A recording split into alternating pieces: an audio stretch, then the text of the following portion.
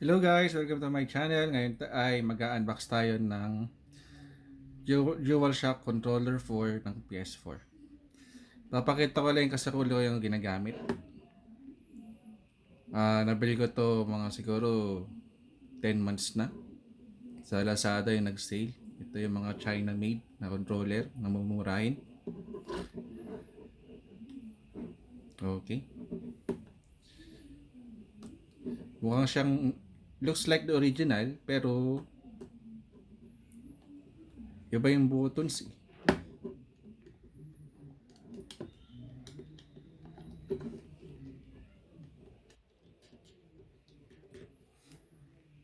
Kaya isang complaint ko rito sa controller na to, nag-i-stack pong right analog stick.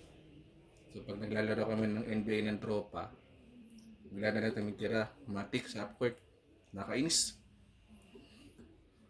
But anyway, since nag-sale ngayon ng Sony yung days of play nila, naka-discount yung mga controller ngayon ng PS4.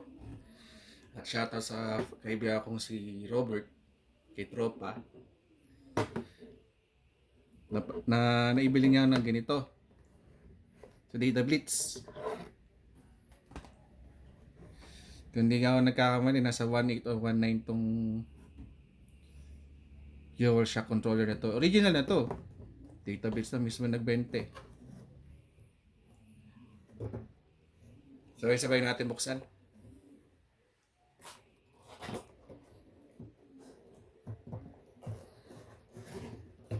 Shoutout pa sa mga collection ko dyan. Nangangalekta rin ako ng mga Batman.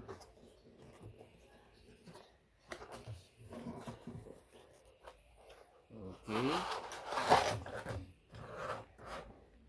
Ito yung box.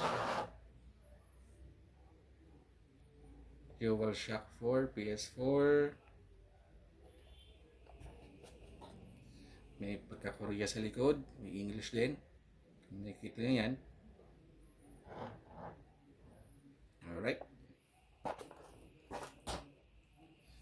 Punta tayo sa controller. Then, rig. Since malapit na lumabas yung Last of Us 2, ayos itong gamitin. Ito yung manual.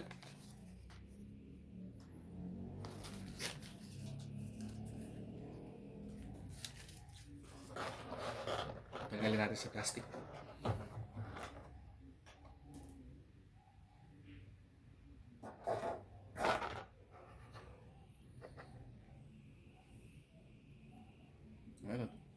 Roller oh. Iba talaga yung buttons doon sa peke. Ito talagang solid oh. Tanggalin natin. Ayan.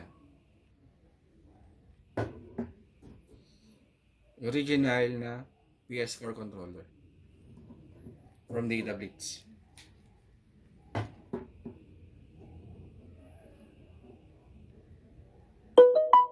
Stick, di ba?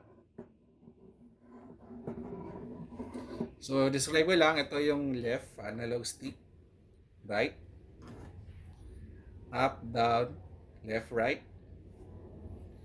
Ito yung sensor pad niya, yung share button, yung options, triangle, square, X, at circle. Tapos mga triggers niya, R1, R2, L1, L2. Charging port, yung built-in speaker, yung PS button, headset jack. Steam, di ba? So, syempre, since sale ngayon ng Sony, nagpabili na rin ako ng game. Ito yung adik na adik ako rito since PlayStation 1, kaso natigil. Na-enjoy ko yung NBA. Pero ngayon lang akong bibili ng wrestling game, ang WWE 2K20. Si Becky Lynch siya, si Roman Reigns oh.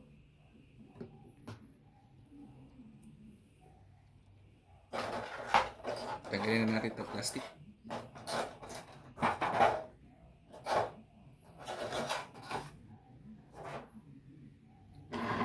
Tapos buksan natin to. Wala nang plastic kasi sa database lagi naman natin natanggal yung plastic doon for quality purposes daw. Titingnan kung may gas-gas yung disk. So wala na siyang plastic. Bubuksan lang natin yung nilagyan. Yan na siya. WWE 2K20. Tapos yung disk. Diba, Stig?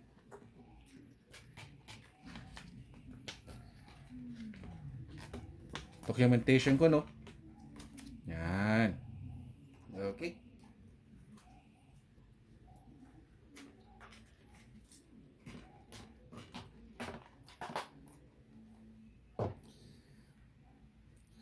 So, meron tayong bagong game. WWE 2K20. At isang bagong controller.